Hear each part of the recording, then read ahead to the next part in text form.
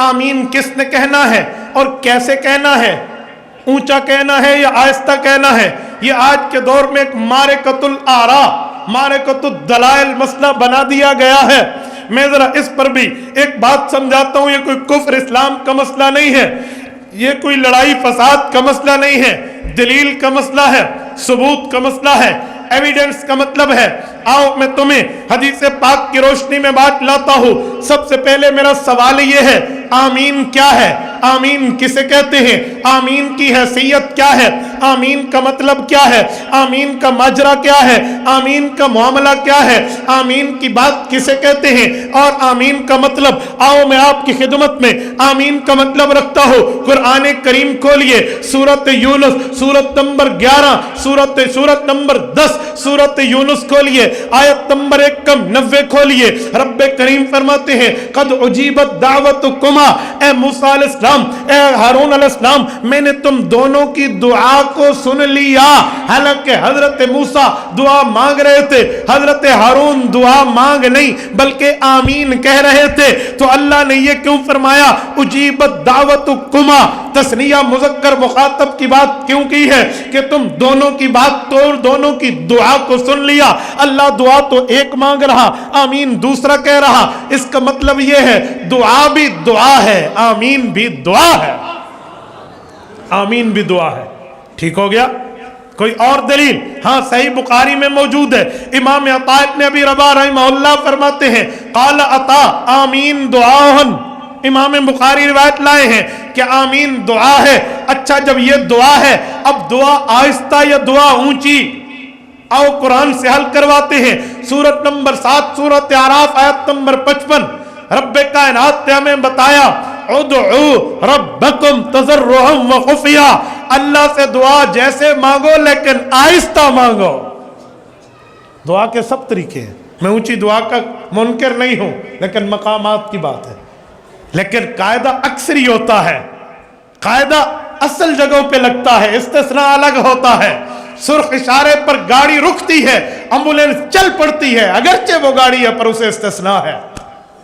میں مانتا ہوں لا یحب اللہ الجہر بالسوء الا من ظلم، میں جہر کو منع نہیں کرتا، لیکن مقامات و رتبات و درجات ہے، تفاوت ہے۔ اگر فرق مراتب نہ کنی زندگی کی، قاعدہ اکثری پر آؤ۔ عام طور پر رب فرماتے ہیں ادعو ربکم تضرعا وخفیا، معمول کی دعا آہستہ مانگو، اسی لیے ہم آمین کو آہستہ کہتے ہیں۔ اچھا، ایک بندہ حدیث لایا کہ جامع ترمذی جلد اول کتاب الصلاۃ ابواب الصلاۃ، امام ابو عیسیٰ ترمذی حضرت وائل ابن حجر رضی اللہ عنہ کی روایت لائے ہیں، قال آمین ومد بہا صوتا، حدیث پاک رسول اللہ نے اونچی آمین فرمائی۔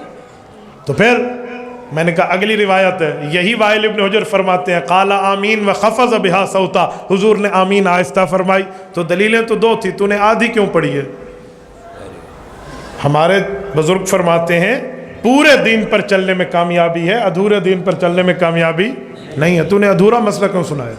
مسئلہ تو دونوں تھے، اونچی کا بھی تھا آہستہ کا بھی تھا، تو نے آہستہ چھوڑ کے اونچی پڑھ دیا۔ آؤ میں پوری بات کرتا ہوں۔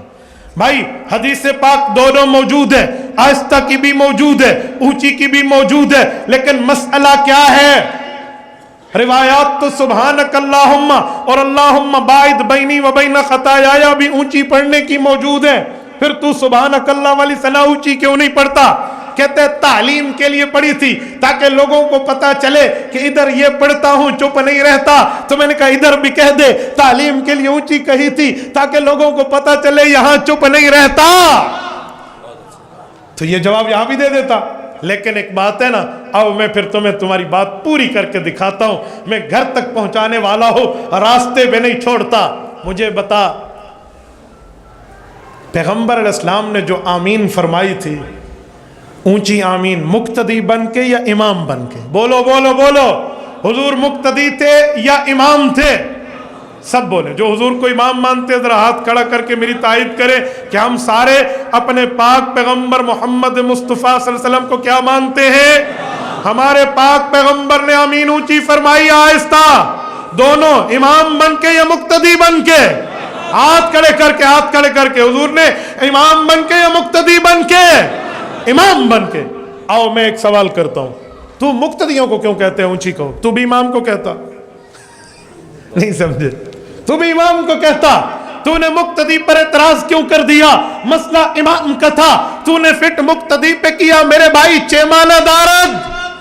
वजह, ओए अल्लाह के बंदे, हुजूर पाक से ऊंची भी साबित, आहिस्ता भी साबित। तू ये कहता दोनों ठीक है तो चलो बात बनती, ये मौकिफ लाता, लेकिन तूने मेरी दलील को छोड़ क्यों दिया? बातें तो दोनों कर लो। और आओ सुनो, मैं एक बात मजीद कहता हूँ, आमीन दुआ है और कुरान कहते हैं दुआ आहिस्ता मांगो। मेरे पास अल्लाह का कुरान है, तो इस मसले पर कुरान क्यों नहीं पेश करता?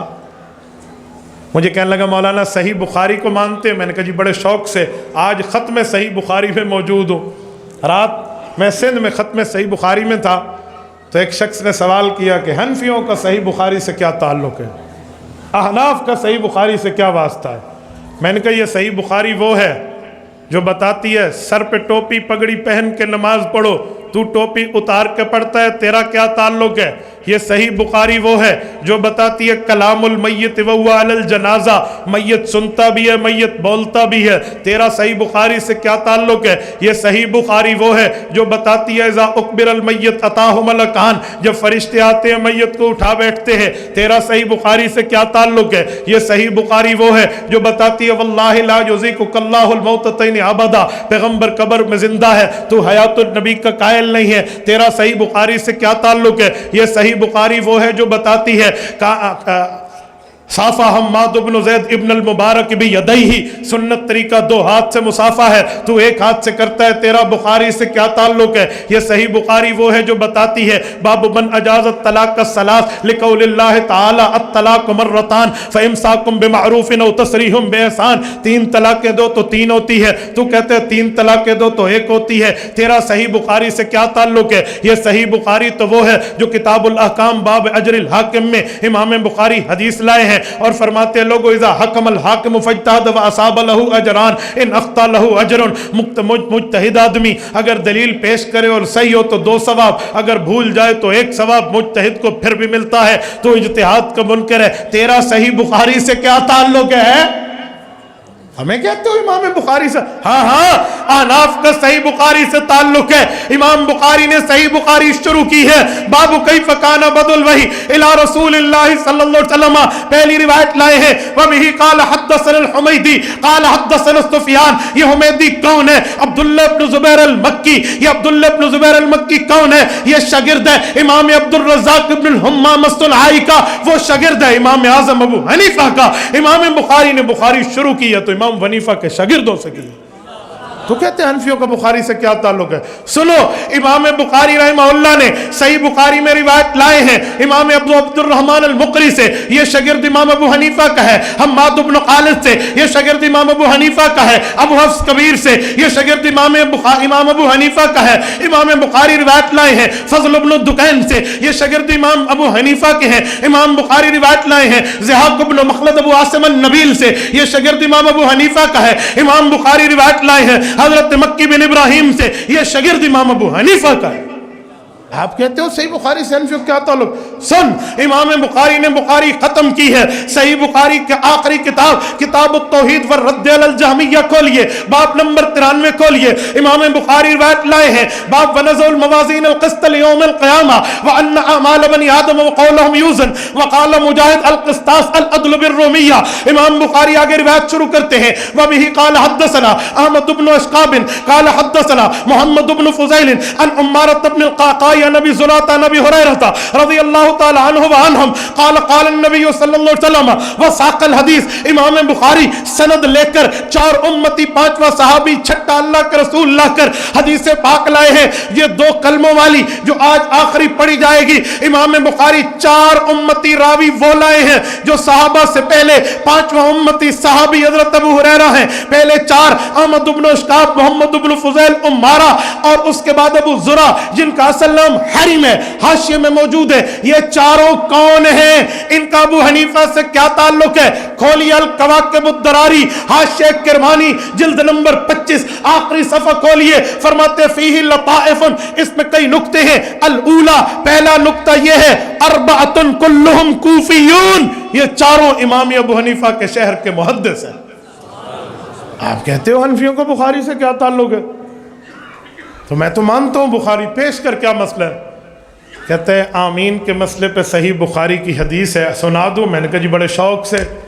امن ابن زبیر ومن معہ فإن للمسجد لجة، حضرت عبداللہ ابن زبیر پیغمبر کے صحابی رضی اللہ عنہ موجود ہیں، انہوں نے آمین اتنی اونچی کہی دعا میں، ساتھ والوں نے بھی اونچی آمین کہی کہ مسجد گونج اٹھی۔